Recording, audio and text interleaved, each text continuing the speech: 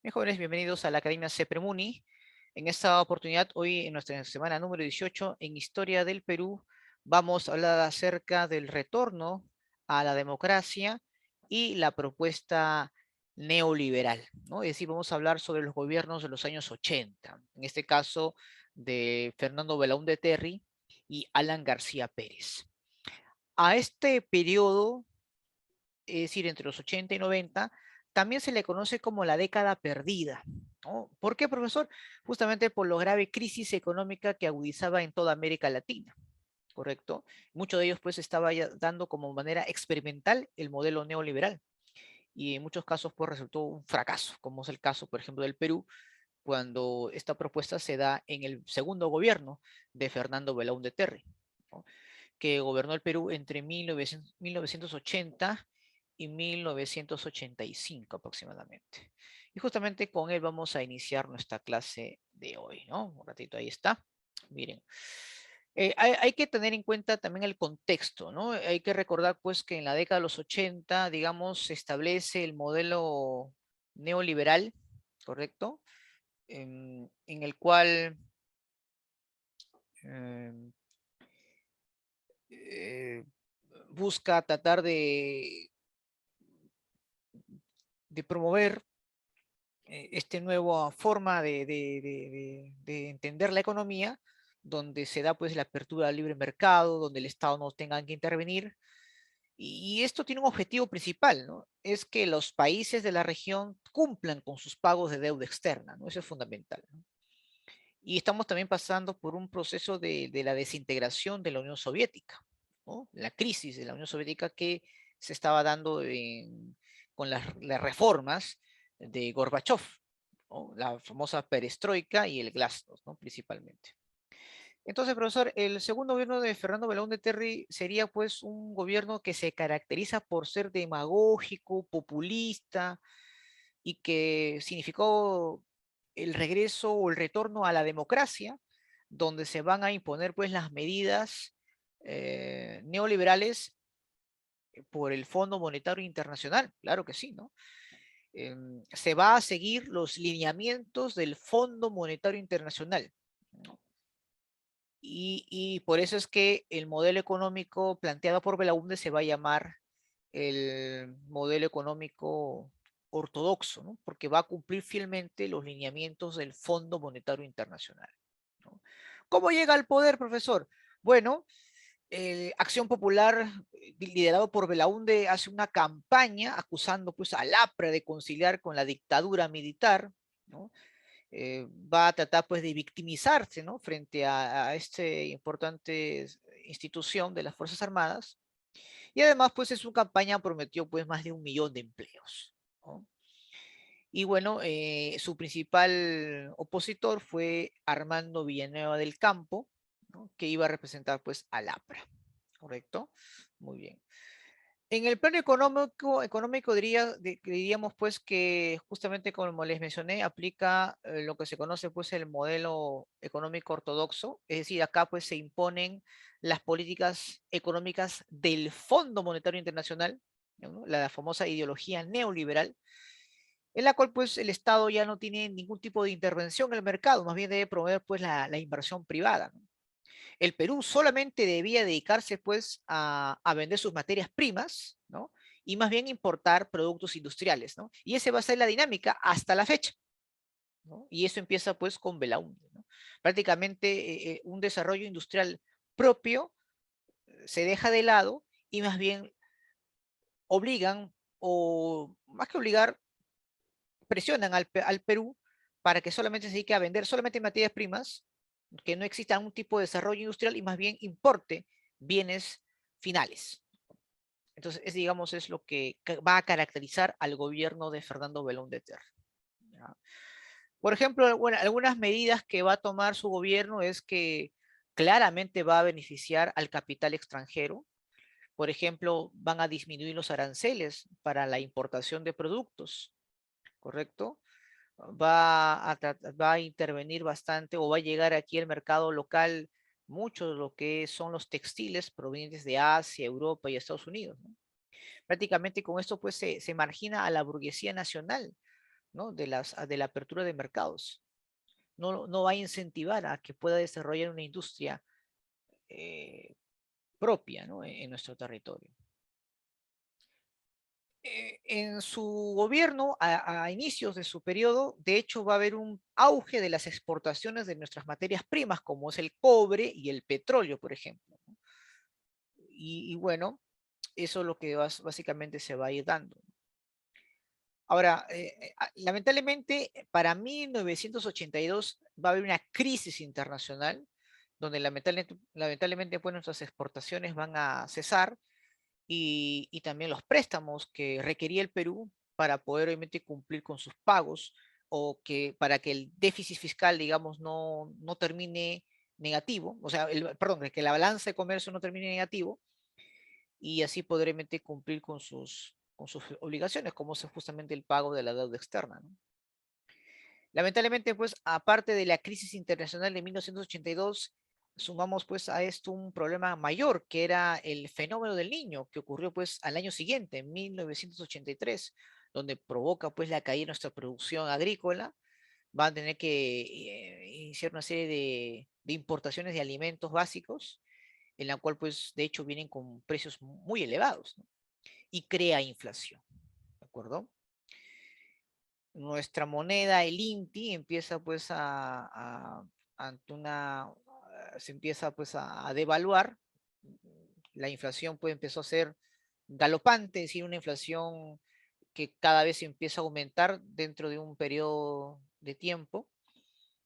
Esto va a ser pues muy complicado para un gobierno pues que había prometido 1 millón de empleos, había prometido pues salir pues de la crisis que ya había que se estaba ya concentrando, perdón, se estaba ya desarrollando durante la dictadura, ¿no?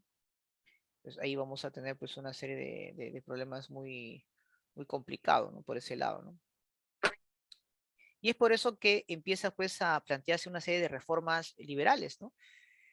Por ejemplo, entre sus principales ministros de Economía estaba pues Manuel Ulloa, Rodríguez Pastor y el conocido de todos, Pedro Pablo Kuczynski, que fue sin duda pues el ministro de Economía de Fernando Belaúnde Terry, ¿no?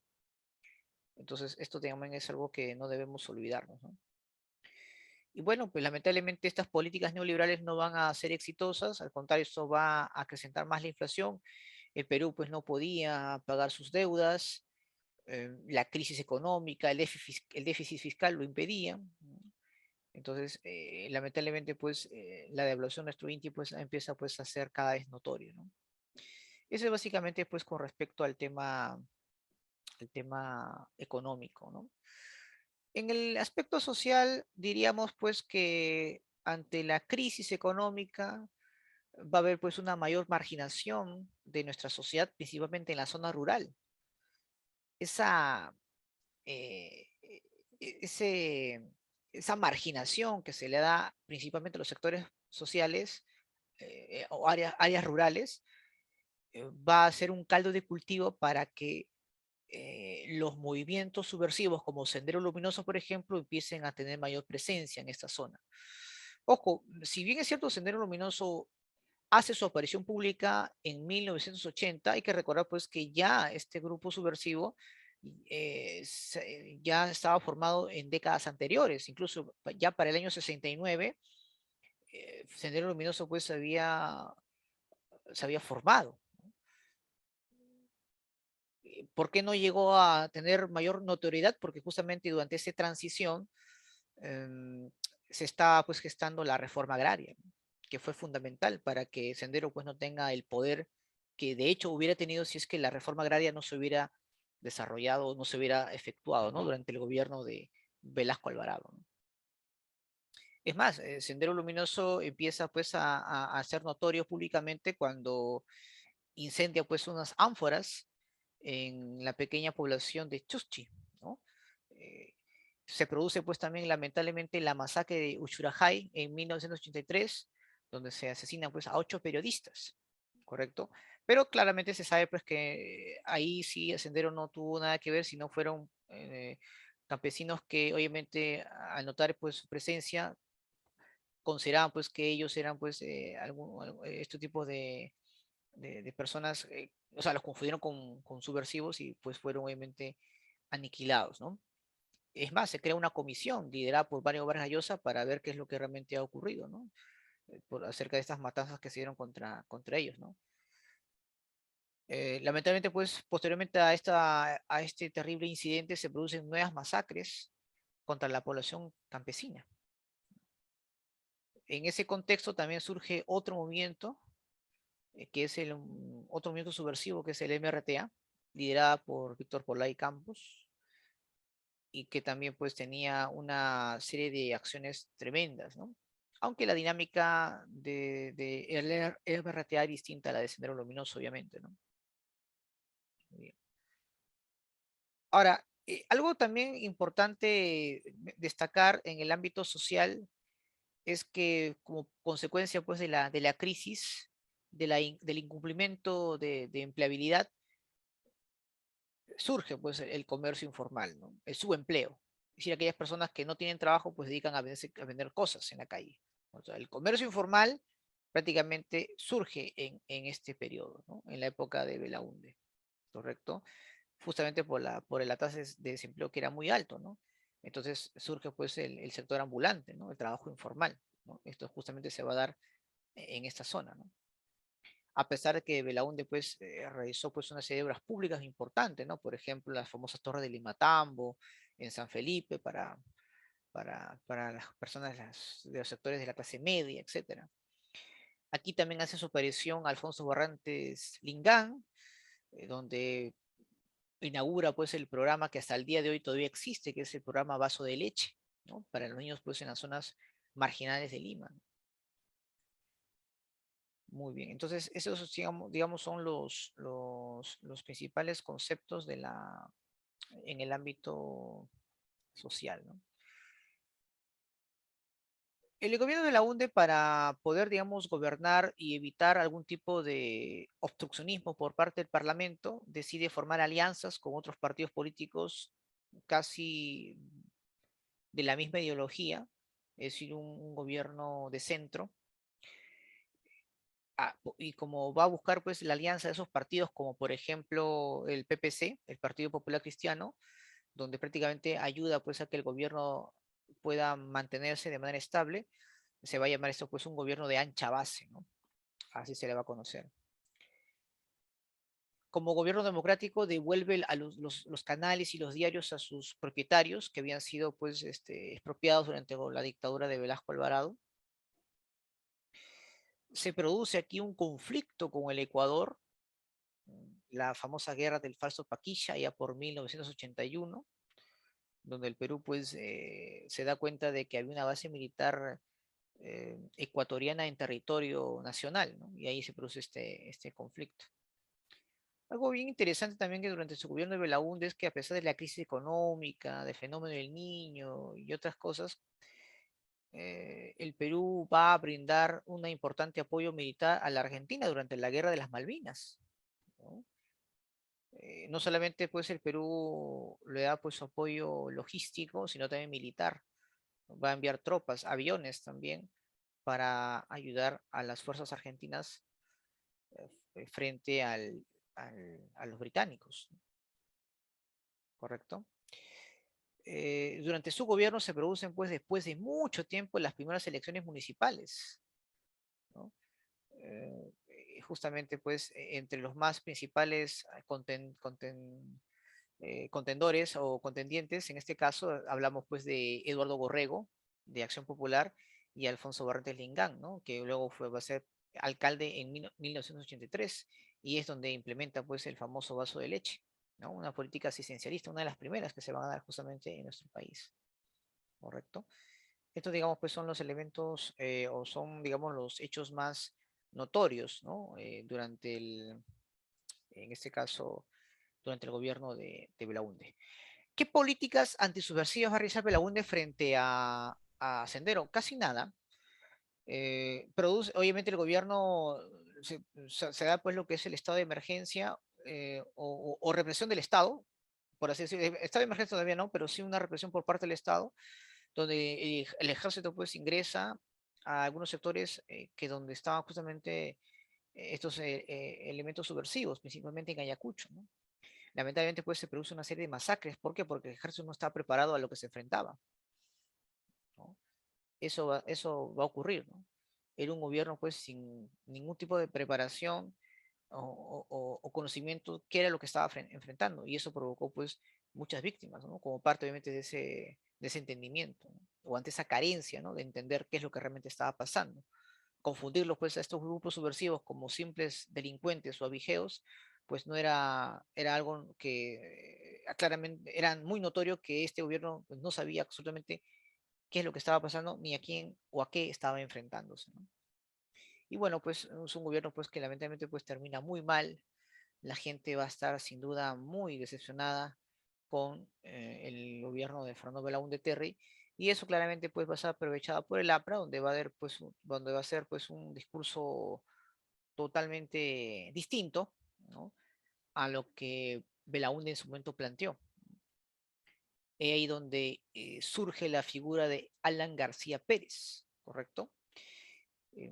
Hay que recordar pues que en las elecciones del 85 los principales candidatos eran Alfonso Bartés Lingán, que representaba a la Izquierda Unida, y Alan García, ¿no? Que era el líder en este caso del Partido Aprista.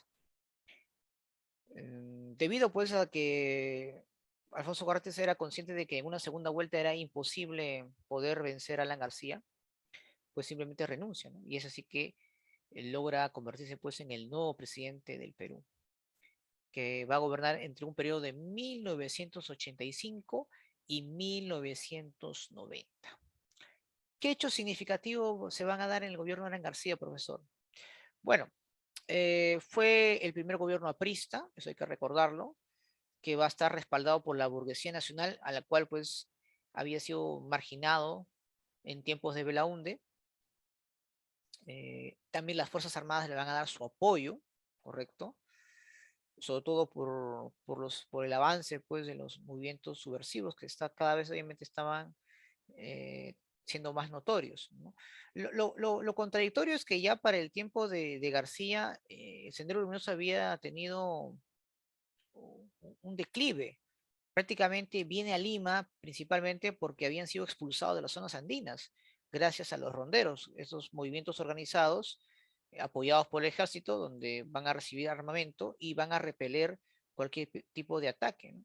Y al final pues logra expulsar de sus tierras a los senderistas, ¿no? Que van a tener pues que alojarse en Lima para poder continuar con sus ataques demenciales, ¿correcto? Muy bien.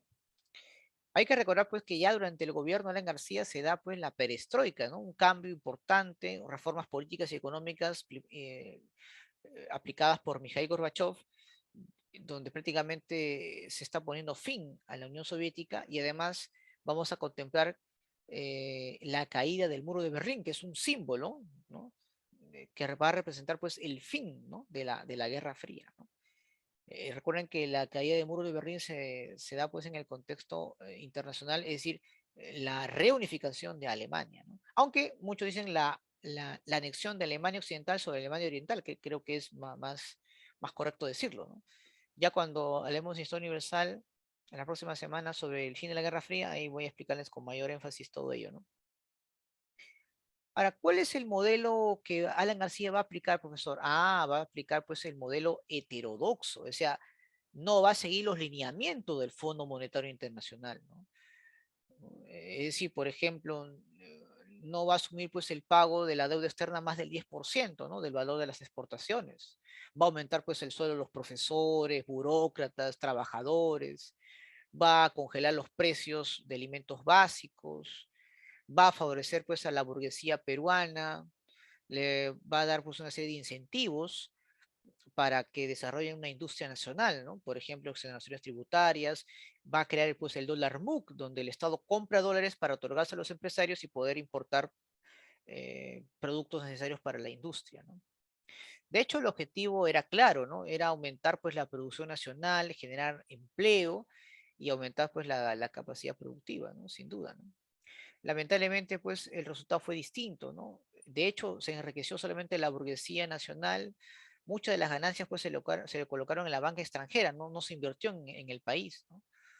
Y, y más bien se importan productos pues muy caros, ¿no? Y eso obviamente va a generar pues una molestia, un malestar en la población.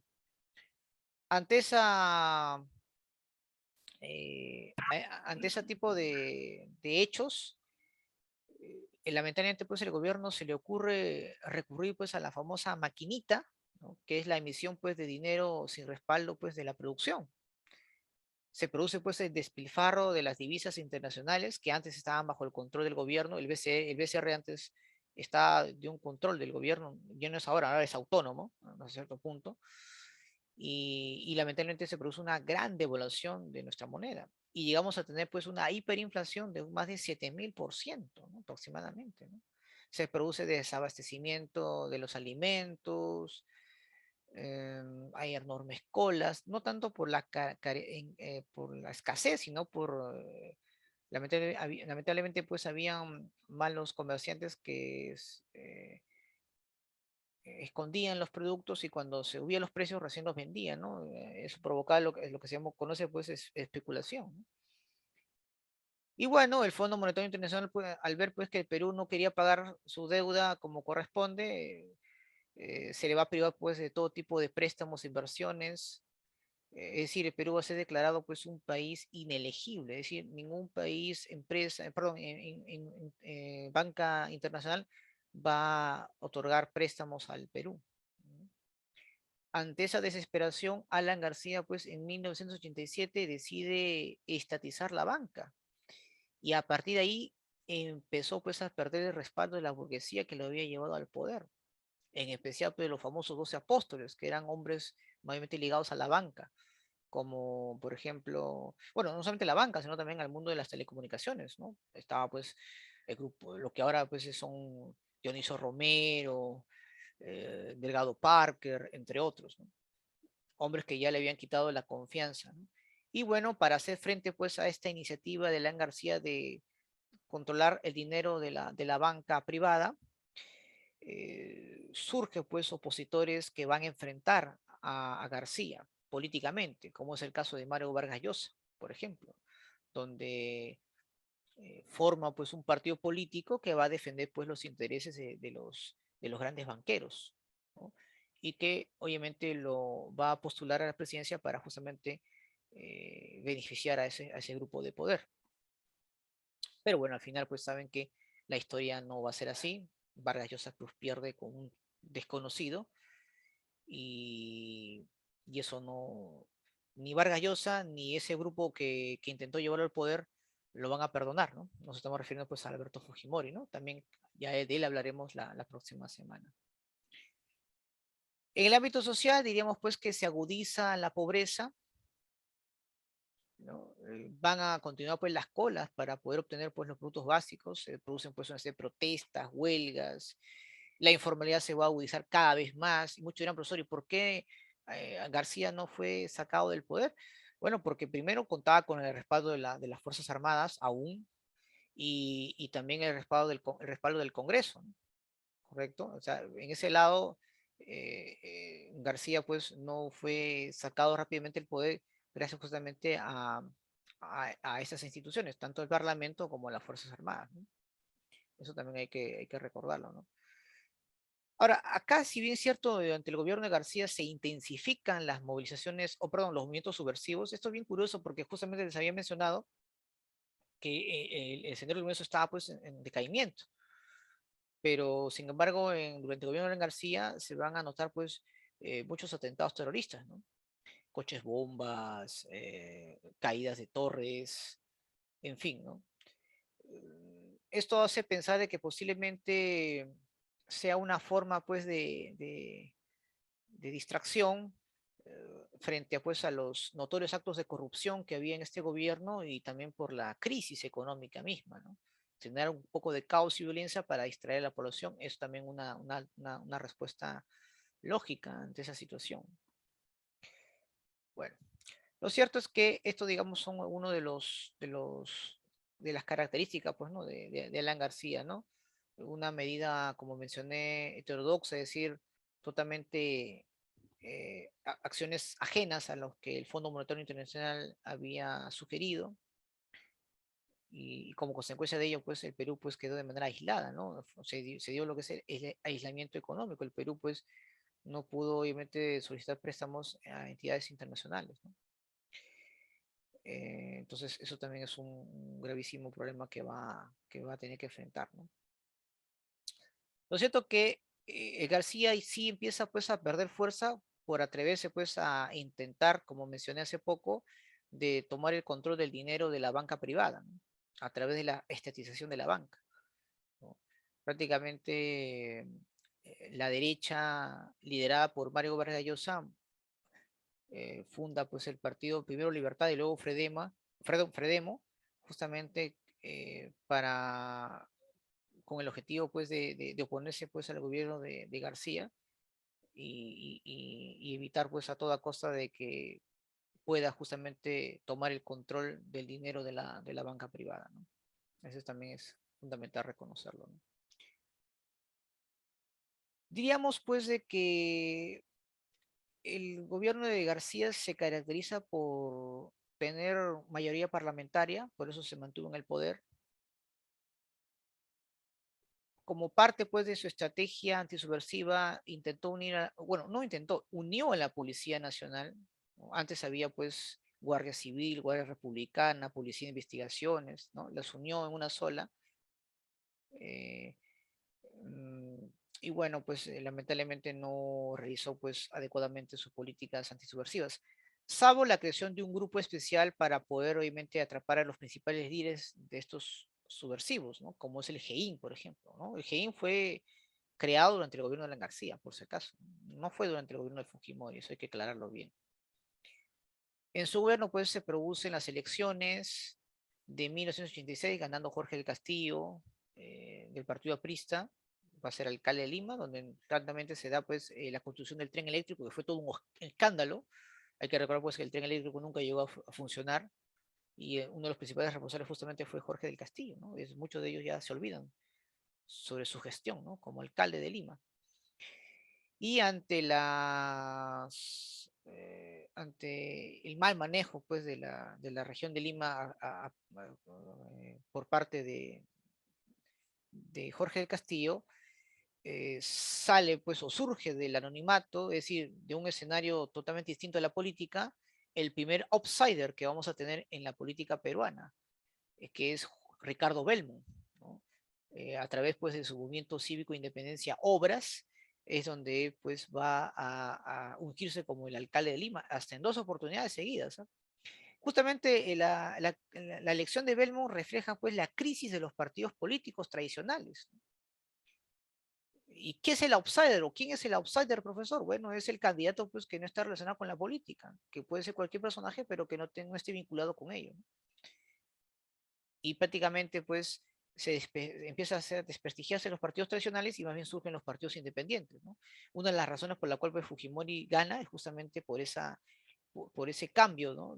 En el cual las personas, ante la decepción de los partidos tradicionales como Acción Popular y el APRA, buscan pues a un partido totalmente distinto a ellos, ¿no? Pensando pues que serían la mejor solución, pero al final tampoco va a ser así, ¿no? Por aquí justamente hay una pregunta, dicen por acá. Profesor, no entiendo qué quiere decir con la izquierda y la derecha en la política. Bueno, particularmente es un término que ya no debería ser así, porque a nivel mundial más bien es otra connotación, pero entendemos por derechas e izquierdas en el sentido de que cuando hablamos de derecha, hablamos pues de partidos políticos que en algunos casos son conservadores y otros liberales, pero que apuntan obviamente a que todo tenga que ser, en este caso, que sean las empresas, ¿no? Las que tomen las riendas del país, en el sentido de que la economía, perdón, sean obviamente las empresas las que sean las responsables. En cambio, los de izquierda son aquellos que mayormente sean los que sea el Estado que tenga una mayor intervención, ¿no? En las políticas económicas, ¿no? Y bueno, dentro de lo que son las derechas e izquierdas hay las derechas centro o moderadas y las otras son las conservadoras, las llamadas ultraderecha, y dentro de la izquierda también pues izquierda moderada y también izquierdas ultraconservadoras, ¿no? Pero como repito, en estos tiempos hablar de derechas y izquierdas ya no tenía mucho sentido porque es otro contexto. Más bien podríamos hablar pues ya sea de izquierda o derecha, unos que apuestan por un mayor regionalismo en el ámbito económico o aquellos que aún plantean la apertura de mercados, ¿no? Es decir, la globalización, ¿no? Es decir, podríamos hablar pues de globalistas y nacionalistas, ¿no? Pero ya no de izquierdistas o derechistas, ¿no? No tendría sentido. Tanto es así, por ejemplo, que en el Parlamento actual, tú no, de repente tú dirás, oye, pero ¿cómo la ultraizquierda pueda votar junto con la ultraderecha? Porque prácticamente la ideología no es lo que impera en ellos, sino es lo económico. Hay algo lo que los moviliza y es la parte económica, no el ideológico, porque son completamente contrarios. Pues sin embargo, en muchas ocasiones votan juntos. Ah, porque obviamente la interpretación que ahora le damos en lo que es derecha e izquierda ya no debería ser así, ¿no? Esa es la diferencia, ¿no? Muy bien, continuamos entonces. Ahí está, ¿no? Bien, entonces eso es lo que justamente, pues, lamentablemente, pues, el gobierno de Alan García va a significar, ¿no? También hay que tomar en cuenta que como parte, pues, su política antisubversiva se crean, pues, grupos paramilitares como el Comando Rodrigo Franco, que va, obviamente, a utilizar o se va a encargar, pues, de tratar de buscar a los principales líderes subversivos, pero también se va a cometer, pues, crímenes de guerra, ¿no? Donde se produce, pues, hasta cierto punto un atentado contra las violaciones de derechos humanos, ¿no? Por así decirlo. En el aspecto internacional, pues ya finalizando el gobierno de García, se produce pues la caída del muro de Berlín, donde Alemania Occidental anexa a Alemania Oriental y pues se produce pues la desintegración de la Unión Soviética de manera oficial como parte obviamente de las reformas económicas de Gorbachev, ¿no? Principalmente hablamos pues de la perestroika. ¿Qué es lo que aplicó la Unión Soviética? El neoliberalismo. Y eso obviamente provocó el colapso de un país que ya obviamente décadas atrás estaba agonizando, ¿no? Eso también hay que aclararlo, ¿no? ¿Correcto? Muy bien. Esto es pues, jóvenes, con respecto pues a los gobiernos tanto de Belaúnde como Alan García, ¿no? ¿Alguna pregunta, alguna inquietud de repente, chicos, hasta aquí? Ahora, García también su gobierno de García se caracteriza pues por ser muy más notorio lo que es el clientelaje, el nepotismo, ¿no? Es decir, funcionarios que llaman a parientes o a personas allegadas para que tomen un puesto importante en el aparato burocrático. um, Está pues los famosos tarjetazos, es decir, apoyar al correligionario para que tenga un puesto de trabajo. Esto se ve mucho en el partido aprista, ¿no? O en el gobierno de Alan García, ¿no? Que todavía pues justamente se mantiene aún todavía, ¿no? Lamentablemente, ¿no? Como parte obviamente de la política peruana, ¿no? Yo te apoyo en campaña y por ello pues yo debo estar en un puesto de trabajo independientemente si soy calificado o no. Claro. Y eso obviamente en el gobierno de Alan García se intensificó mucho más todavía, ¿no? Muy bien. ¿Alguna otra pregunta? ¿Todo claro? Sí, muy bien. Entonces, vamos entonces a un pequeño break de 5 minutos y luego vamos a hablar sobre historia universal. ¿No? Vamos a hablar acerca de la Guerra Fría y el proceso de descolonización.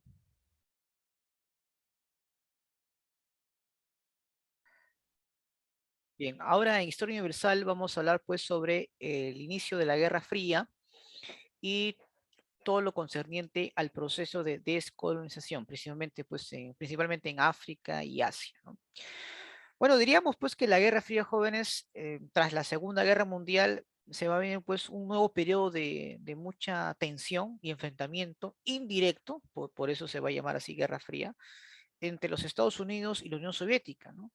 Esto se va a dar pues entre 1945 y 1991, ¿no? Estas superpotencias pues van a competir entre sí por obtener pues zonas donde poder imponer su influencia geopolítica. Y para ello pues van a utilizar esta ideología pues del socialismo versus el capitalismo, ¿no? Cuando en realidad pues tanto la Unión Soviética como Estados Unidos tenían en el aspecto económico, solamente la gran diferencia era pues de que la Unión Soviética quien tomó el control de los recursos era el Estado, y en el caso de Estados Unidos pues era la inversión privada, ¿no? Principalmente, ¿no? En fin, ahora vamos a hablar un poco sobre las diferencias entre la Unión Soviética y Estados Unidos en el ámbito económico, pero en el ámbito ideológico era así, ¿no? Capitalismo versus socialismo, ¿no? Pero que claramente no era lo que reflejaba en el aspecto económico, eso también está clarísimo, ¿correcto? Muy bien. Ahora, ¿cómo es que esto se origina? ¿Cuáles son los orígenes de la Guerra Fría? Bueno, hay que empezar, hay que mencionar pues de que todo este enfrentamiento se inicia en Yalta, ¿no?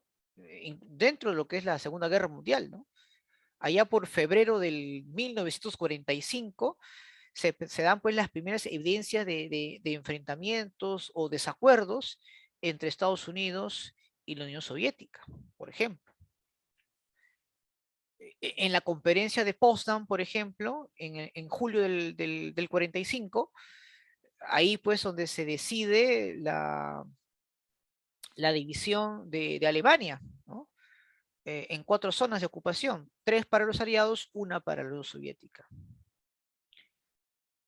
Otro aspecto importante que refleja este enfrentamiento entre la Unión Soviética y Estados Unidos es la crisis de Turquía y la que ocurre en Grecia, ¿no? En Turquía, por ejemplo, lo que hace Estados Unidos es colocar ahí bases militares en la frontera frente a la Unión Soviética. Y por otro lado, en Grecia se buscaba tener un gobierno progresista de ideas socialistas en la cual Estados Unidos no va, o va a hacer todo lo posible para evitar, obviamente, que surja un gobierno de esas características, ¿no? ¿Correcto? Ahora, la Guerra Fría diríamos que tiene 2 fases, ¿no? La primera fase, por ejemplo, la llamada fase ideológica, abarca pues entre 1945 y 1956, ¿no? Para muchos fue un periodo muy intenso, ¿correcto? Mientras que la otra fase vendría a ser pues la de bueno, vendría a ser en este caso lo que conocemos como la fase de la coexistencia pacífica,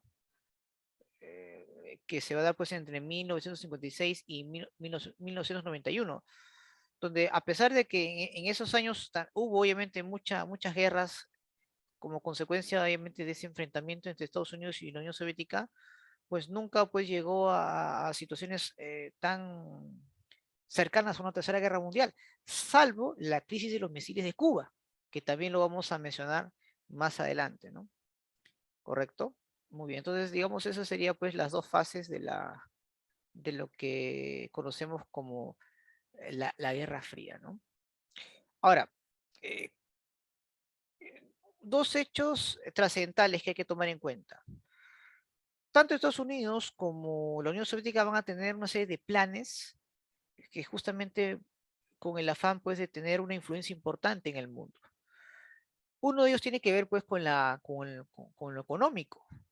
Por ejemplo, Estados Unidos, dentro de sus planes de reconstrucción, por ejemplo, mm, va a proveer lo que se conoce como el Plan Marshall, ¿no? Que buscaba con este plan reconstruir Europa Occidental, que estaba pues devastada luego de la guerra.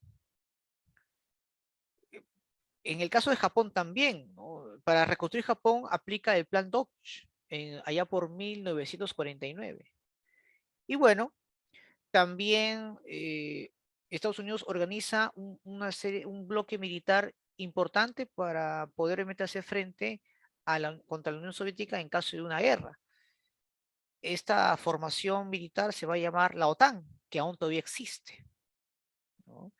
¿Qué significa la OTAN? Es la Organización del Tratado del Atlántico Norte, que va a reunir pues a Estados Unidos o va a estar liderada por Estados Unidos y principales países europeos de Occidente. Esta fue creada pues en 1950. ¿Y todavía existe la OTAN? Sí. Ah, entonces eso significa que el enemigo todavía está presente. Claro, ya no se llama Unión Soviética, pero sabemos pues que es Rusia, ¿correcto? Rusia. Y bueno, allá por 1957, Estados Unidos, mediante el Tratado de Roma, permite pues el nacimiento de la Comunidad Económica Europea, que décadas después se va a llamar pues a esto Unión Europea. Ahora, por otro lado, la Unión Soviética no se queda atrás.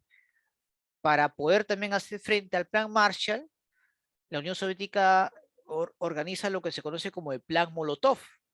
Eh, es un plan para reconstruir y apoyar económicamente a los países de Europa de Oriente o del Este, ¿correcto?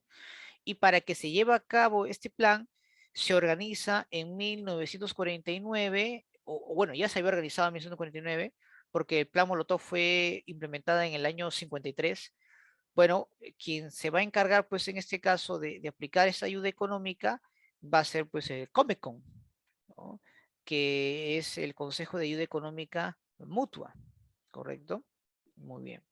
Y para hacer frente a la OTAN, la Unión Soviética promueve el Pacto de Varsovia, que reúne pues a los países de Europa Oriental liderados por la Unión Soviética para hacer frente a la OTAN. Ahí está, ¿no? Muy bien. Ahora, durante la fase, en este caso ideológica, ¿correcto? Que, repito, se da entre 1945 y 1956, se produce pues una serie de doctrinas, es decir, una serie de enfrentamientos ideológicos entre ambas superpotencias.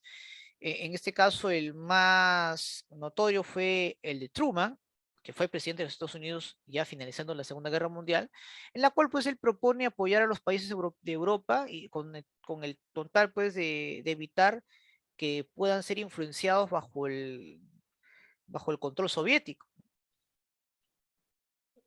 Esta idea se aplicó primero justamente en Grecia, donde había la posibilidad pues de que se instaure un gobierno de esas características, ¿no? Entonces, eso es notorio, ¿no? Y eso se va a hacer en Estados Unidos, ¿no? Y a partir de ahí, pues nacen lo que es el plan Marshall, el plan Dodge, en fin, ¿no?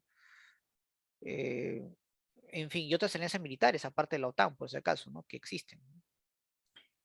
La Unión Soviética también va a tener pues su propio plan ideológico, ¿no? Por ejemplo, la doctrina Idanov, donde insta pues a los partidos socialistas de Europa a unirse, pues, ¿no?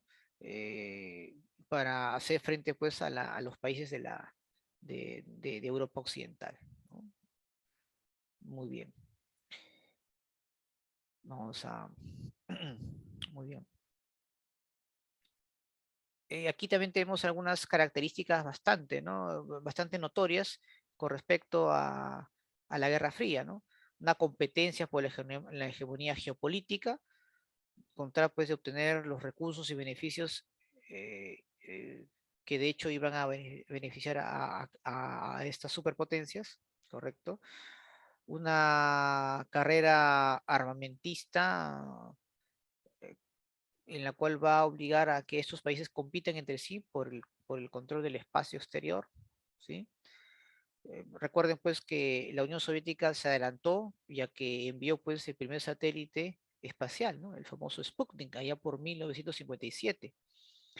eh, y lanza pues al primer hombre al espacio, ¿no? En este caso a Yuri Gagarin, a través o a bordo pues del Vostok, allá por 1961. Pero Estados Unidos, luego de reordenarse, um, logra hacer que el transbordador Apolo 11 llegue pues hasta la Luna, ¿no? Hay que recordar porque Estados Unidos va a ser el primer país pues en pisar la Luna, ¿no? A través del gran astronauta Neil Armstrong, allá por 1969. Y es un programa dirigido por la NASA, pero que duró años, ¿no? Para que eso se pueda dar. Eso también hay que siempre recordarlo, ¿no? Muy bien. Y bueno, también es importante pues mencionar que dentro pues de la Guerra Fría se produce una serie de conflictos militares que van a ser promovidos, financiados por estas superpotencias, que justamente hoy día pues lo vamos a mencionar, ¿no? ¿Correcto? Vamos a ver acá los principales conflictos durante el periodo pues de la Guerra Fría, ¿no? Vamos a ver aquí. A ver, vamos a empezar en orden cronológico, ¿no? De hecho, el primer conflicto notorio durante la Guerra Fría es la Guerra de Corea, que se va a producir entre 1950 y 1953. ¿No? Este es un enfrentamiento entre Corea del Norte y Corea del Sur. Corea del Norte claramente estaba apoyado por la Unión Soviética y China, mientras que Corea del Sur estaba apoyado por los Estados Unidos. ¿No? El propósito era detener a toda costa el avance del socialismo en Asia. Había mucho peligro, pues, que Corea del Sur logre ser anexada por Corea del Norte y que sea obviamente un país socialista, ¿correcto? Em, Después de varios enfrentamientos que se van a dar, en el cual pues el Perú tuvo mucho beneficio debido a las exportaciones del cobre, bueno, al final pues la guerra termina pues con el Tratado de Panmunjom, en la cual pues se establecen los límites territoriales, ¿no? A través pues del paralelo, si no me recuerdo, el paralelo 38, ¿no? Si no me recuerdo, ¿correcto? Donde al final pues logra pues esa separación, ¿no? Entre Corea del Norte y Corea del Sur. Eso ocurrió pues en 1953, ¿no? Ahora, hay que también mencionar lo siguiente. Allá por 1961 se reconstruye el muro de Berlín. Hay una razón principal, ¿no? Em, el muro de Berlín se construye por parte de la Unión Soviética porque de hecho buscaba evitar a toda costa la migración, ¿no? de muchos alemanes del sector soviético a la Alemania ocupada por los norteamericanos. Era notorio pues que el crecimiento económico de Alemania Occidental era superior al de Alemania Oriental, que en un inicio era el revés, pero luego, gracias al plan Marshall, esta situación cambió notablemente, ¿no? Y es por eso que los soviéticos construyen ese muro de Berlín, ¿no? Porque eran conscientes de que Estados Unidos utilizaba una serie de estrategias para obviamente persuadir a mucha gente que vivía en Alemania Oriental pase a Alemania Occidental, ¿no? Y la Unión Soviética se da cuenta de ese plan norteamericano y deciden pues um, levantar un muro, ¿no? Ya anteriormente se estaban dando una serie de escaramuzas, ¿no? Donde prácticamente impedían, por ejemplo, el vuelo libre de aviones en lo cual se trasladan personas, ¿no? Eso, por ejemplo, también se va a ver en este tiempo, ¿no? Entonces ahí está también un acontecimiento muy interesante, ¿no? Con ello. Otro dato importante, parte obviamente de la Guerra Fría, es sin duda la primavera de Praga. Hay que recordar pues que Checoslovaquia quería un gobierno socialista, socialdemócrata que esté desligado del poder soviético. Eso obviamente no va a ser del agrado de los líderes. eh, y bueno, eh, lo que va a ocurrir es que Brezhnev, que en ese momento era presidente de Rusia o de la Unión Soviética, envía pues una serie de militares para poder invadir el país, ¿no? Y, y evitar pues que Checoslovaquia sea un país distinto, sea un país no, o en este caso hay que recordar pues que Checoslovaquia quería pues como mencioné al inicio romper, ¿no? Con la influencia soviética y establecer un propio modelo socialista, pero eso se le va a impedir, ¿no? En la Unión Soviética lo impide, ¿no? Y es por eso que Brezhnev ordena su invasión, ¿no? Justificando pues con la tesis de la soberanía limitada, ¿no? Que es un concepto que ellos tenían para poder contener o controlar a los países de Europa del Este, ¿no? Que estaban obviamente bajo el dominio soviético. ¿Correcto? Eso va a ocurrir pues allá por 1968. Ahora, 6 años atrás se produce tal vez el conflicto más tenso que pudo haber dado la Guerra Fría, ¿no? En este caso hablamos de la crisis de los misiles, ¿correcto? La crisis de los misiles de Cuba, allá por 1962. ¿En qué consiste, profesor? Bueno, como repito, fue el punto más crítico de la Guerra Fría. Se estuvo pues a punto de dar pues la Tercera Guerra Mundial. Al final, pues, la Unión Soviética desiste, ¿no? de seguir enviando misiles a Cuba. Lo que ocurre es que Castro había obtenido un triunfo importante, es decir, la revolución cubana se había dado, pero necesitaba pues apoyo militar porque sabía que en cualquier momento Estados Unidos iba a invadir la isla.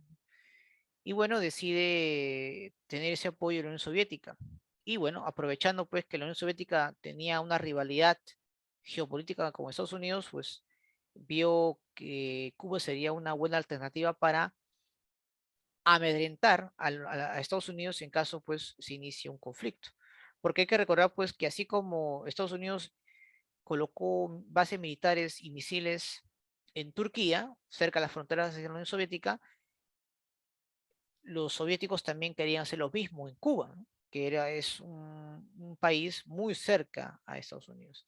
Bueno, al final los norteamericanos reaccionan, van a pedir a toda costa que esto se dé y van a haber pues una serie de negociaciones. En ese momento hay que recordar pues quien gobernaba Estados Unidos era John Kennedy y el líder de la Unión Soviética era Khrushchev, ¿no? Nikita Khrushchev. Bueno, al final pues deciden respetarse mutuamente su zona de influencia. Estados Unidos decide retirar sus misiles de Turquía y no intentar un nuevo ataque a Cuba. A cambio, los soviéticos desisten en mantener sus misiles y bases militares en Cuba, ¿no? Ese va a ser el convenio.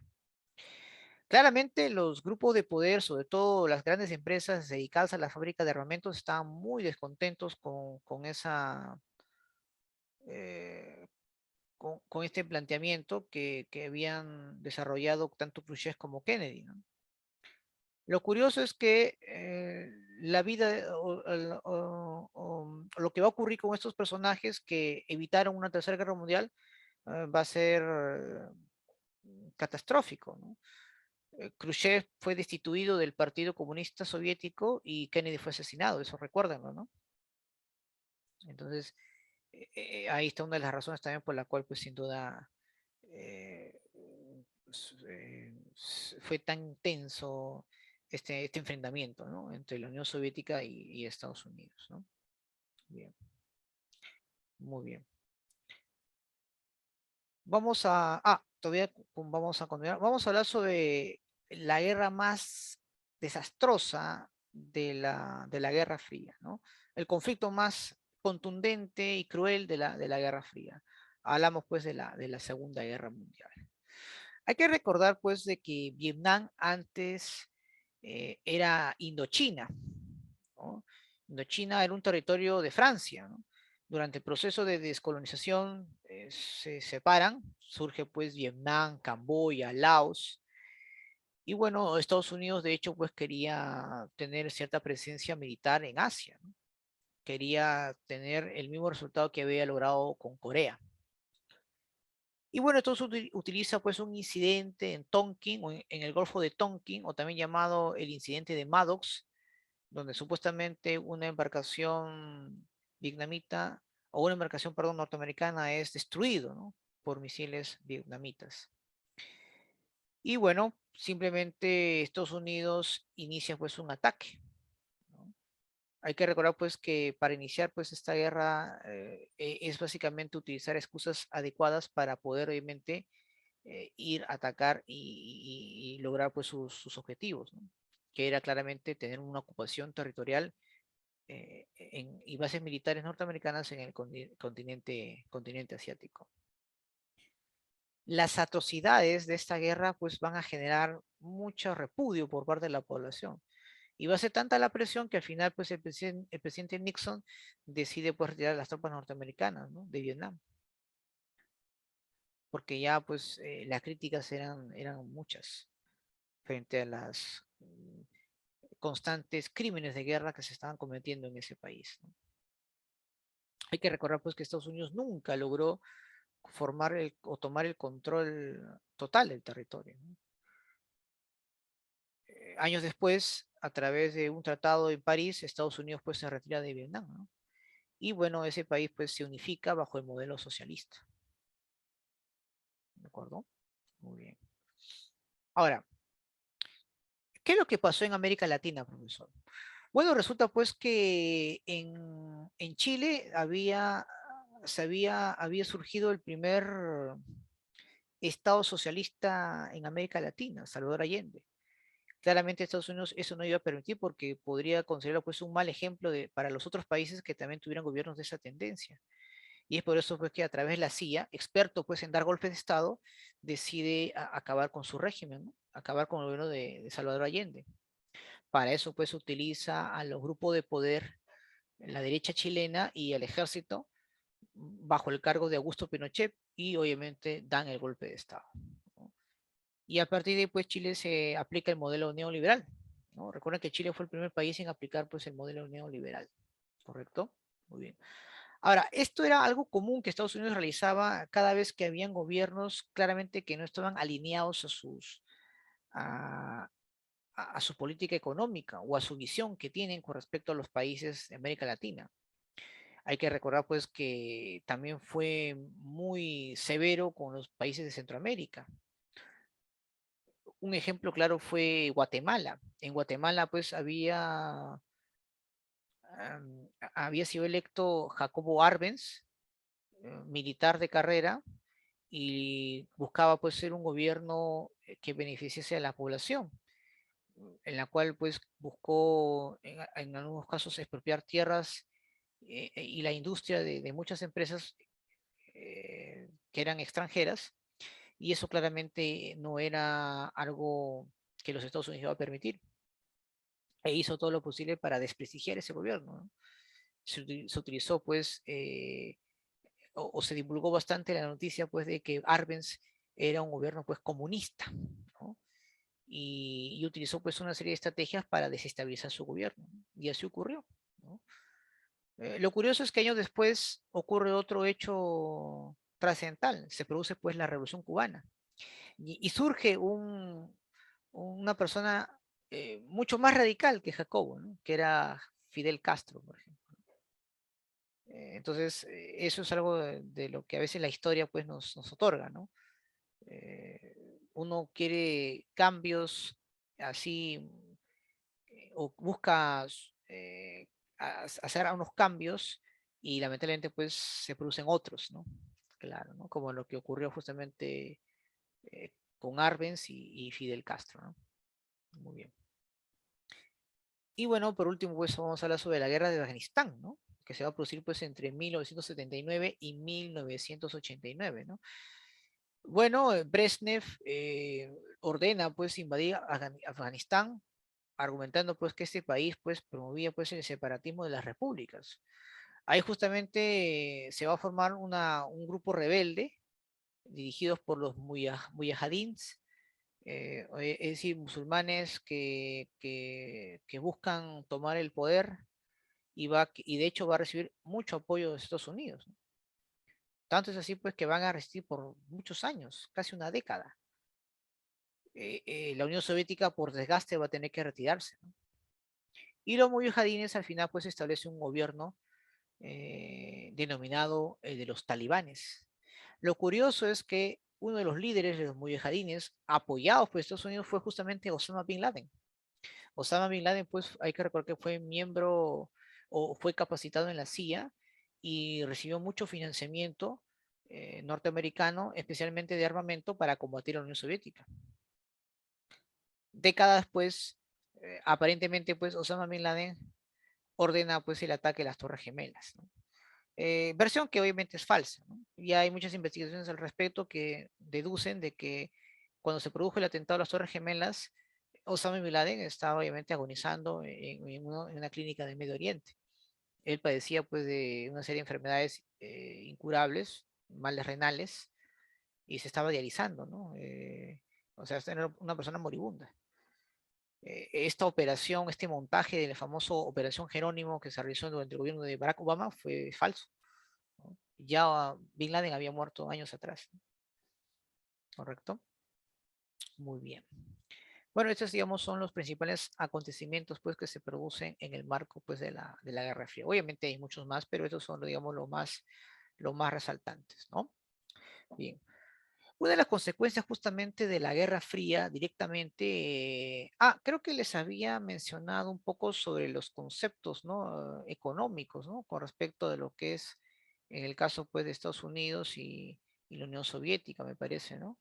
Justamente quería obviamente andar un poco en eso, porque me parece obviamente importante, ¿no?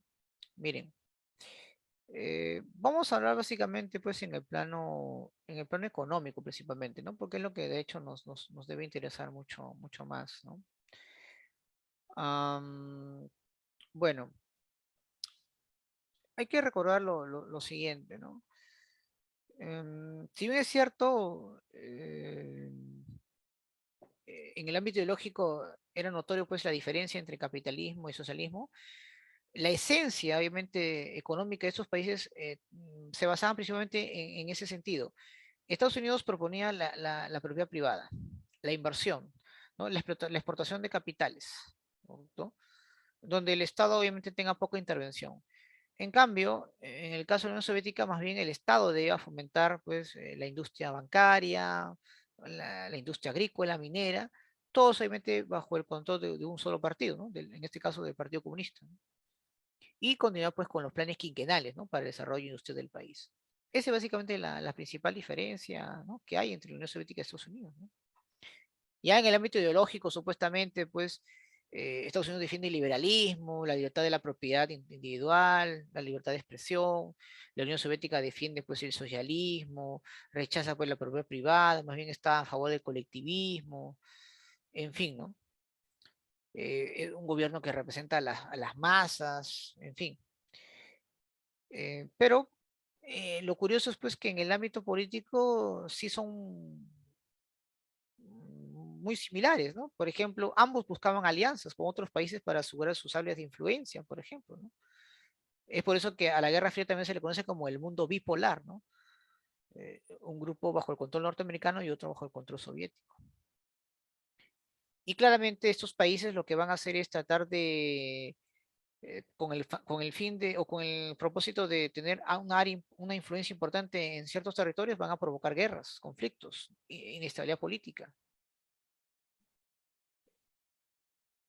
Movimientos subversivos o movimientos guerrilleros, por ejemplo, muchos de ellos van a ser promovidos ya sea por Estados Unidos o Unión Soviética con el propósito pues de tener un control en esos territorios, ¿no? Y ahí justamente pues lo que vamos a hablar es acerca del proceso de descolonización, ¿no? Que es lo que vamos hoy día a estudiar. Profesor, ¿qué vendría a ser pues entonces el proceso de descolonización? Es un proceso pues de luchas que se van a realizar principalmente pues en África y en Asia, ¿no? En la cual pues estas colonias pues van a intentar a toda costa de liberarse o independizarse pues de las potencias imperialistas, ¿no? Que en su momento pues fueron países poderosos que luego de la Segunda Guerra Mundial simplemente pues empezaron a tener un declive significativo, ¿no?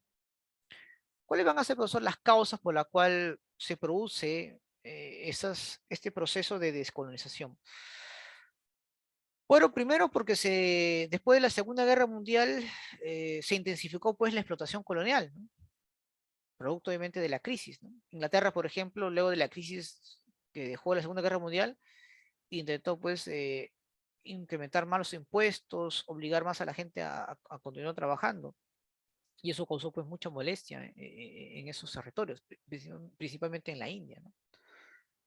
Otra de las razones por la cual se produce este proceso de descolonización tiene que ver pues con la debilidad de muchos mecanismos de control que las potencias imperialistas no han podido acertar adecuadamente o implementar adecuadamente, ¿no?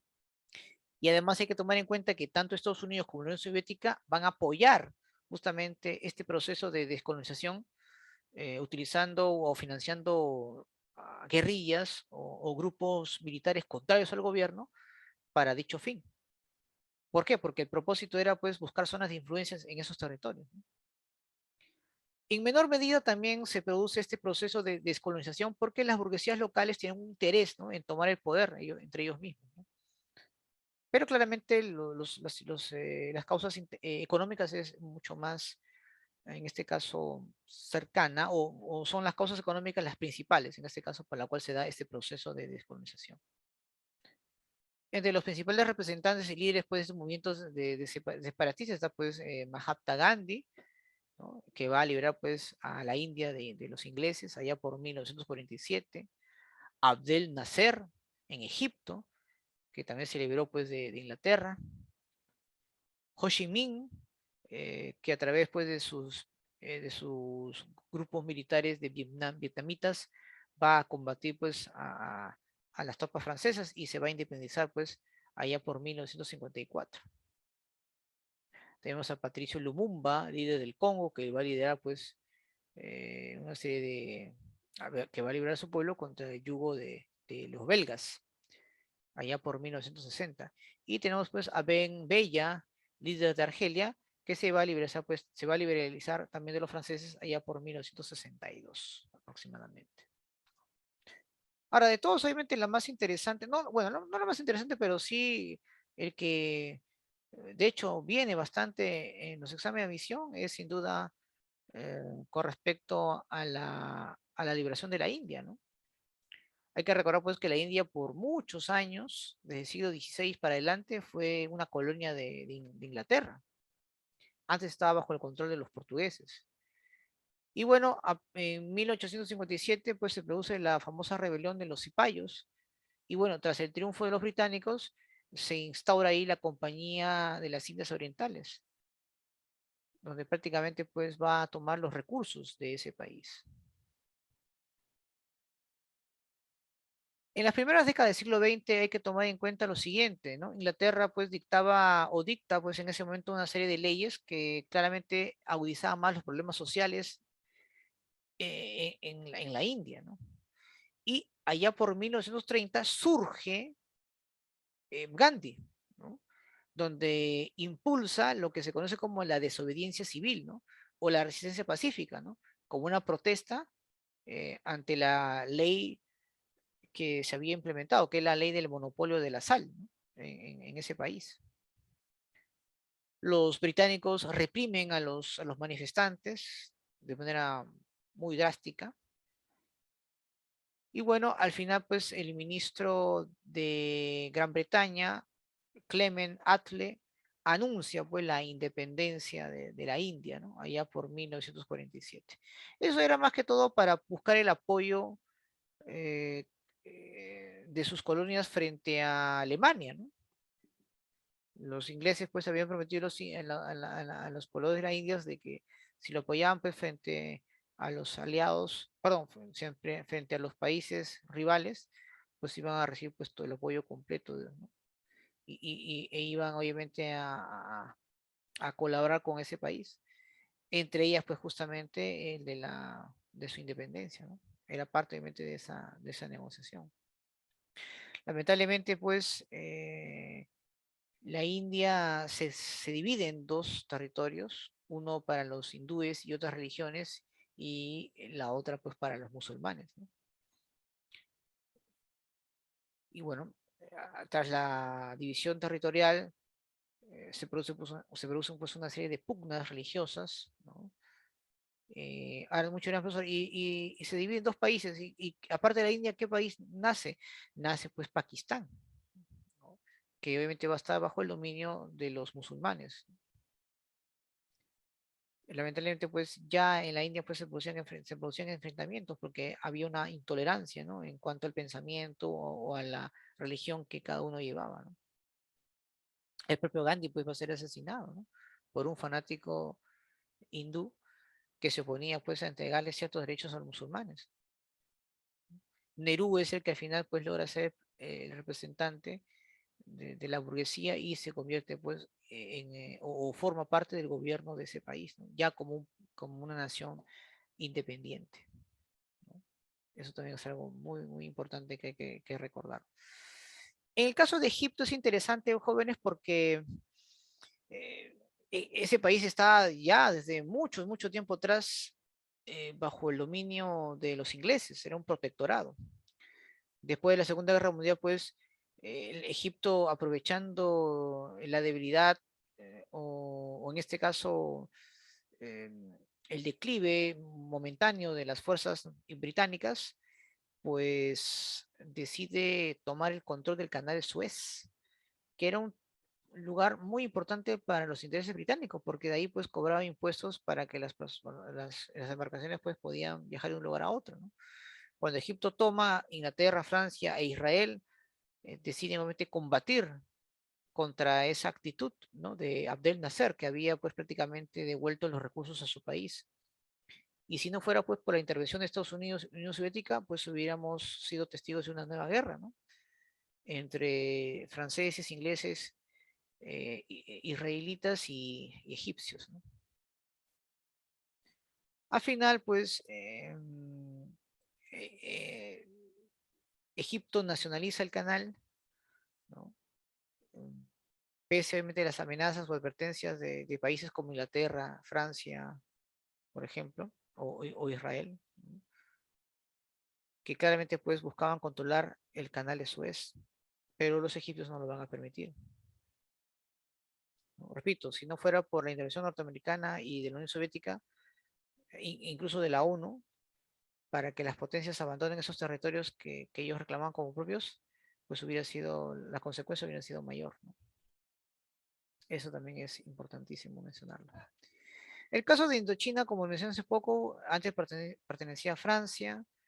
eh, el partido Bien Minh, liderado por Ho Chi Minh, decide pues a realizar una serie de ataques contra los británicos, perdón, contra los franceses, y al final pues van a tener que reconocer la independencia ya por 1954, ¿no? Y a través de los acuerdos de Ginebra, pues Indochina se divide en tres países, ¿no? Laos, Camboya y Vietnam, justamente con el propósito, pues, de que este país, pues, no sea muy fuerte, ¿no? Sino que existan otros países que también dependan de Vietnam, ¿no? Como es el caso, pues, de Laos o Camboya, por ejemplo. En fin.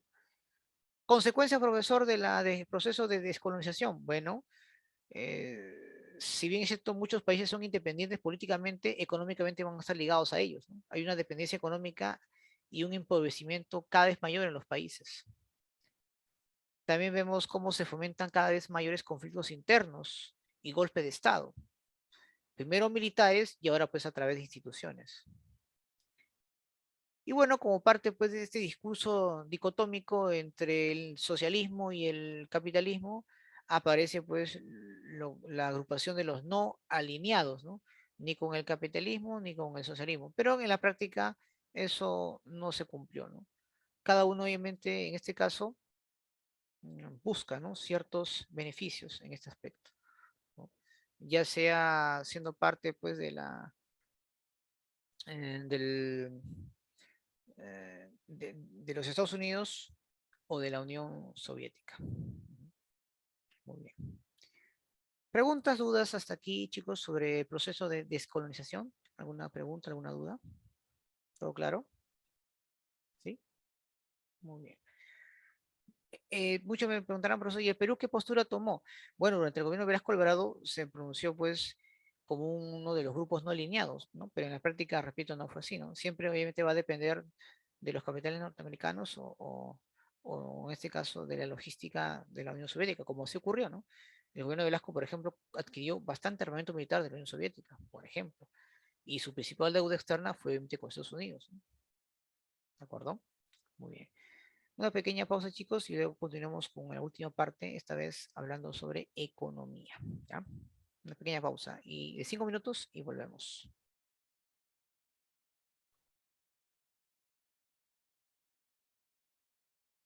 Bien, en economía ahora vamos a hablar acerca del presupuesto público. Bueno, hay que recordar que el primer presupuesto público que se dio o que se estableció en el Perú fue durante el gobierno de Ramón Castilla, ¿no? En el siglo XIX todavía, ¿no? O sea, antes de ello, incluso de inicio de la República, no se había establecido un tipo de presupuesto que permitiese, pues, obviamente, conocer cuáles van a ser los gastos o los ingresos del país. Es terrible, ¿no? Lo que pasó a inicios de la República. Pero, ¿qué viene a ser, profesor, un presupuesto público? Bueno, principalmente es un documento, ¿no? Un documento en el cual ahí se van a plasmar los ingresos, los gastos que el Estado planifica para un determinado periodo, ¿no? Y que cada esto se tiene que obviamente asumir esos gastos o esos ingresos para el próximo año, ¿no? Es decir, ese es lo que básicamente consiste, ¿no? El presupuesto público. Ahora, ¿cómo esto se va a realizar? ¿Cuál es el ciclo presupuestario? Primero, obviamente, consiste en la elaboración. El responsable es el Poder Ejecutivo, ¿de acuerdo? Es decir, el encargado de elaborar el presupuesto público es el Poder Ejecutivo, ¿correcto? A través de sus diversas dependencias, principalmente el Ministerio de Economía y Finanzas. Ya. Ahora, hay que recordar que este tipo de presupuesto, una vez que haya sido elaborado por el Ministerio de Economía y Finanzas, debe ser supervisado, debe ser sometido a consideración del Consejo de Ministros, ¿no? Como un proyecto de ley de presupuesto, ¿de acuerdo? Y debe ser elevado al legislativo por el presidente de la República. El plazo máximo que se debe presentar al Congreso es cada 30 de agosto. No te voy a olvidar eso. Por ejemplo, ahora, en este año, el 30 de agosto, se va a presentar al Parlamento el presupuesto que se va a aplicar para el próximo año, por ejemplo, ¿no? Muy bien. Posteriormente, el ministro de Economía va a tener que sustentar ante el Congreso eh, y también cada ministro para ver, pues, por qué obviamente se debe admitir ese presupuesto, ¿no? Hay que recordar, pues, que también ahí intervienen el fiscal o en este caso, pues el presidente de la Corte Suprema, interviene pues el fiscal de la Nación, el presidente del Jurado Nacional de Elecciones, etcétera, ¿no? Y se hace pues una serie de debates, ¿no? Y al final, pues el Congreso, es decir, el Poder Legislativo es el que tiene pues que aprobar, ¿no? Y el plazo máximo que tiene es hasta el 30 de noviembre, ¿no? Como tú puedes ver ahí en pantalla. Ahora, para la aprobación, ¿no? Se requiere pues necesariamente que en la estructura del presupuesto esté ahí asignada la partida que debe estar asignada para el pago de la deuda externa. Bueno, la deuda pública, pero sabemos que principalmente es la deuda externa, ¿no? Si no, no se aprueba. Es parte obviamente de la condición, ¿no? Y claramente ahí tiene que ver mucho las grandes entidades financieras internacionales como el Fondo Monetario Internacional, donde también ingiere bastante nuestro presupuesto público. Imagínate, ¿no? Si no está ahí la asignación del pago de la deuda pública, simplemente pues no debe ser aprobada, ¿no? Esa es la consigna. Bueno, al final pues ahí se coloca ahí la autógrafa de la ley de presupuesto público y que debe ser pues enviada para luego ser promulgada, ¿no? Por el presidente de la República y luego pues se publica a través del diario oficial del Estado peruano, que es el diario El Peruano, ¿correcto? Ahora, ¿ahí acaba todo? No, porque al siguiente año tiene que estar pues ahí la ejecución, ¿no? De la cual pues se va a ir monitoreando y posteriormente evaluar, ¿no? Para ver pues si los gastos, ingresos que se han dado han sido óptimos o no. Entonces son 4 pasos obviamente que hay que tomar siempre en cuenta, ¿correcto? Y profesor, ¿y cuál vendría a ser acá los principios presupuestarios? Que tenga claridad. Es decir, el presupuesto debe ser fácilmente comprensible para todos los ciudadanos, debe tener exactitud, ¿no? Es decir, el presupuesto debe ser elaborado con exactitud, sinceridad, no deben falsearse para nada las previsiones para obtener pues algún tipo de equilibrio ficticio, ¿no? Tiene que ser realmente exacto o al menos acercarse a esa exactitud. Está también otro principio llamado de publicidad. ¿Por qué? Porque la publicación del presupuesto, por ejemplo, es muy posible, es también empleando pues los medios de comunicación adecuados, de hecho, para poder tener un mayor control y fiscalización, ¿no? Del gasto público, ¿no? Es de dominio público, ¿no? Las actividades presupuestarias, por si acaso, ¿no? Cualquiera, obviamente, que esté interesado puede, obviamente, analizar los gastos, obviamente, claro, los gastos, obviamente, del Estado que va a realizar, ¿no? Entonces, es muy importante. En fin, está también pues el principio de documentación, ¿no? Es decir, que el proyecto de presupuesto que el Ejecutivo va a remitir al Congreso debe estar pues acompañado pues de una amplia documentación correcta, oportuna, ¿no? Donde se toque ahí los aspectos financieros, económicos, administrativos. Y se dice que también otro principio es la universalidad, claro, porque ahí se establece pues que todos los ingresos y los gastos que se va a realizar deben considerarse pues en el presupuesto, salvo algunas excepciones. ¿Y por qué se dice que otro de los principios es de exclusividad, profesor? Ah, porque el presupuesto en ese caso debe ser discutido y aprobado por el Parlamento, ¿no? Antes de ser puesto pues en ejecución por el Poder Ejecutivo, ¿no? Tiene que ser discutido por el Parlamento, ¿no? Es por eso que hay pues muchos parlamentarios aún todavía no dan su voto pues por una posible vacancia o inhabilitación porque necesita obviamente el presupuesto para sus regiones, ¿no? Si no, obviamente cómo se mantienen en el poder, ¿no? O al menos poder postular o tener cargos importantes, porque recuerden muchos de estos congresistas que son de regiones, es su colchón para luego ser alcaldes o gobernadores en sus respectivas regiones, ¿no? Esa es la jugada política, por ese caso. Y por último, pues hablamos del equilibrio presupuestal, ¿no? En este caso, ¿a qué llamamos un equilibrio presupuestal? Bueno, el presupuesto debe ser presentado para su discusión, ¿no? Y luego, repito, sea aprobado por el Congreso, que tiene que estar pues debidamente balanceado, ¿correcto? Es decir, que el gasto pues previsto esté respaldado por una suma necesaria de ingresos para poder cubrirlo, ¿no? O sea, no puede haber pues más gastos que ingresos, eso no es factible, ¿no? Ahora, lo que seguramente nos van a preguntar en cualquier examen de admisión es con respecto a la estructura del presupuesto, ¿no? Por ejemplo, quiero que ustedes aprecien los ingresos y los gastos públicos, o también llamados egresos públicos, ¿no? Ahora, dentro de los ingresos fiscales, que son obviamente los ingresos que el Estado obtiene, correcto, a través de recursos públicos, que de hecho nos van a servir pues para financiar los gastos de los presupuestos anuales, porque esto obviamente es un presupuesto que se da cada año y que obviamente se van a clasificar de acuerdo a esta fuente de financiamiento. O sea, ¿de dónde consigue los ingresos el Perú, el Estado peruano? A través de los ingresos corrientes, por ejemplo. Es decir, son todos aquellos que eh, el Estado obtiene principalmente pues a través de los impuestos, tanto de las empresas como de las personas, ¿no? Ahí tenemos pues el impuesto general a las ventas, el impuesto a la renta, el impuesto a la importación, el impuesto selectivo al consumo, etcétera. Tasas de interés, prestación de servicios, multas, sanciones, entre otros, ¿no? Por eso que el Estado peruano está buscando tratar pues de obtener impuestos de todas formas para un poco apalear la crisis. Entre ellas está pues justamente el impuesto a los casinos, impuestos a los juegos en línea e incluso pues impuestos a los youtubers, a los influencers, por ejemplo, ¿no? Que también están en la mira porque generan pues una buena cantidad pues de dinero también, ¿no?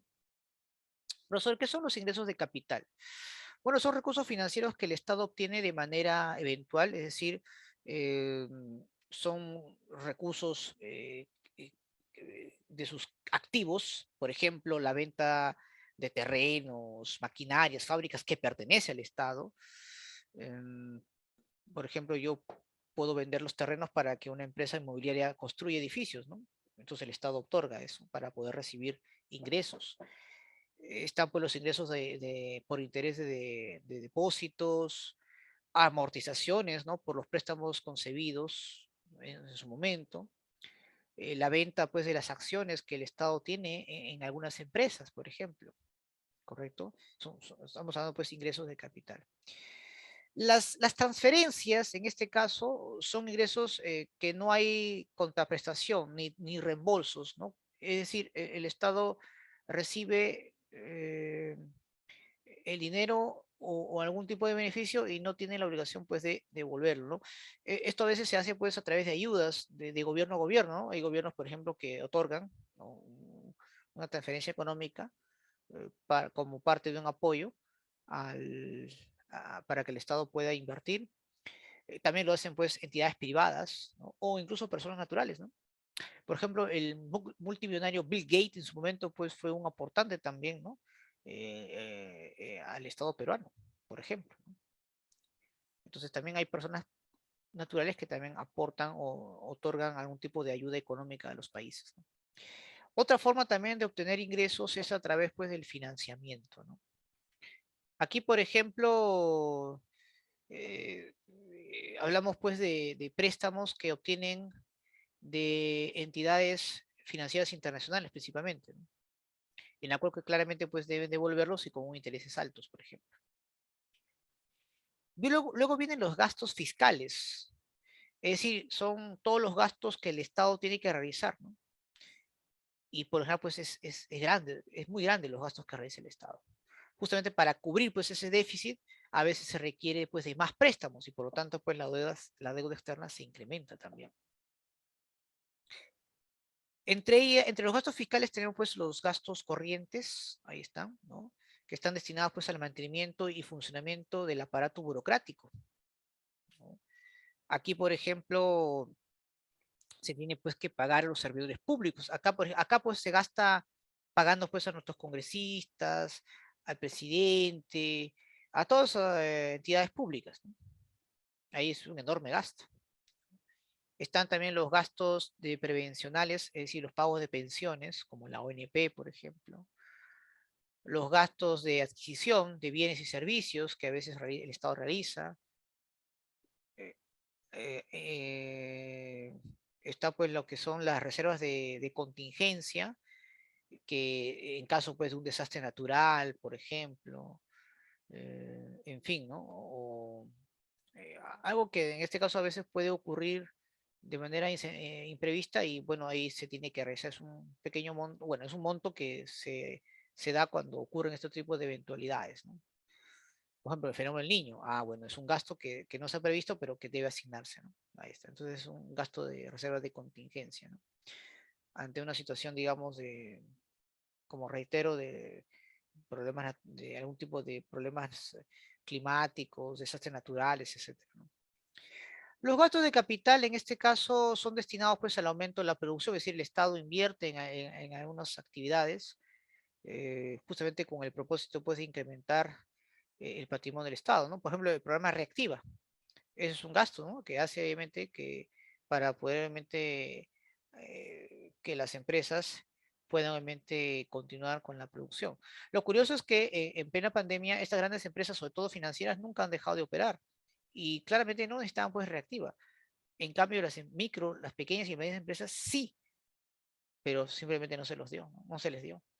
Prefieren obviamente invertir o gastar en las grandes compañías que, repito, no tenían pues la necesidad de recibir ese préstamo para continuar con su operación, ¿no?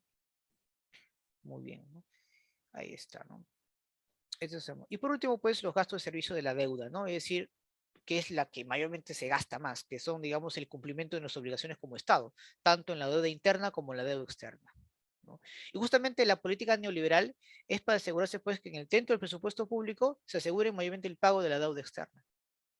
Por eso es que cuando los gobiernos ingresan, prácticamente no pueden hacer absolutamente nada porque los ingresos que reciben son mínimos y no pueden atender los servicios más básicos, que son salud, educación, por ejemplo, o algún tipo de inversión que se requiera porque lamentablemente los ingresos son muchos menos que los gastos que a veces tienen, ¿no?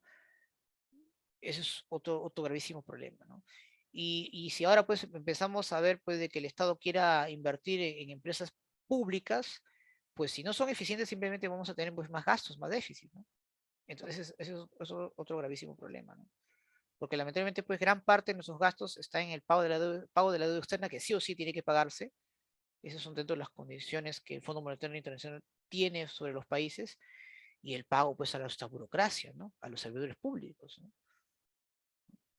Pagarle pues a los del Banco Central de Reserva, a los parlamentarios, al presidente, a los alcaldes, regidores, en fin, ¿no? Muy bien. Quiero finalizar esta parte, chicos, con respecto pues a la cuenta general de la República. Voy a desactivar mi camarita un rato para que puedan ver acá. Ahí está, ¿no? A ver. ¿Qué es una cuenta general de la República, profesor? Bueno, es un documento en la cual pues muestra pues la forma como se ha ido aplicando el presupuesto, ¿no? Aquí pues nos indica los resultados económicos y financieros del Estado luego de la ejecución de la ejecución presupuestal. Recuerden que la cuenta general, jóvenes, tiene carácter anual y es elaborada por la Contraloría Pública de la Nación, ¿de acuerdo? Y bueno, y estos resultados es remitido al Congreso de la República, ¿no? Por el presidente, claro, por el Congreso, por el presidente de la República en un periodo, pues, eh, que vence pues hasta el 15 de noviembre, ¿no? Del año posterior, ¿no? A la ejecución, claro, al año posterior pues de la ejecución del presupuesto, ¿no? Y pueden haber tres resultados. Si los ingresos fiscales, acá está, ¿no? Ingresos fiscales son mayores que los gastos fiscales, ¿correcto? Hablamos pues en este caso de un superávit fiscal. Si los ingresos fiscales, acá me faltó poner el signo igual, son iguales a los gastos fiscales, equilibrio fiscal. Pero si los ingresos fiscales son menores a los gastos fiscales, es considerado como un déficit fiscal. ¿Cómo debe acabar, profesor, la cuenta general? Siempre, en el peor de los casos, en equilibrio fiscal. Pero ¿qué pasa si tengo un balance negativo? Entonces, ¿qué se hace? Se asignan préstamos para poder mantener el equilibrio, jóvenes. Y ahí nuestra deuda se extiende, se extiende, se extiende. El aparato burocrático estatal es un monstruo, jóvenes, gigantescos, muy gigantesco, ¿no? En la cual, pues, lamentablemente, muchos de nuestros candidatos, pues, desconocen a la perfección su estructura. Y a veces, pues, las promesas nunca llegan a cumplirse porque justamente los ingresos, lamentablemente, pues, son, en el peor de los casos, menores a los gastos que obviamente tenemos, ¿no? Lamentablemente. ¿Correcto? Entonces, profesor, si el país presenta un déficit fiscal, esto no podría financiarse por emisión de inorgánica del dinero, ¿no? Ya que el BCR, pues, supuestamente es autónomo, ¿no? Actualmente es autónomo, ¿no? Y su ley orgánica, pues, lo prohíbe, ¿no? Claro. Entonces, no puede haber un déficit fiscal. Entonces, para eso, pues, se hace otro tipo de planes para justamente evitar que eso se dé, ¿no? Claro. Muy bien. Muy bien, chicos. Bueno, hasta aquí la clase de hoy. Ha sido en este caso un gusto haber estado con ustedes el día de hoy. Gracias por su tiempo, atención. Nos estamos pues encontrando el próximo lunes. No olviden, por favor, realizar el sábado su simulacro y nos estamos viendo la próxima semana. Que tengan un lindo inicio de semana. Cuídense, un fuerte abrazo a todos y a todas. Chau, chau. Gracias, profesor. Chao, Cuídese, profesor, gracias. A gracias. ustedes, gracias por su tiempo. Sí, profesor. A ustedes, muy amable, gracias. Permiso.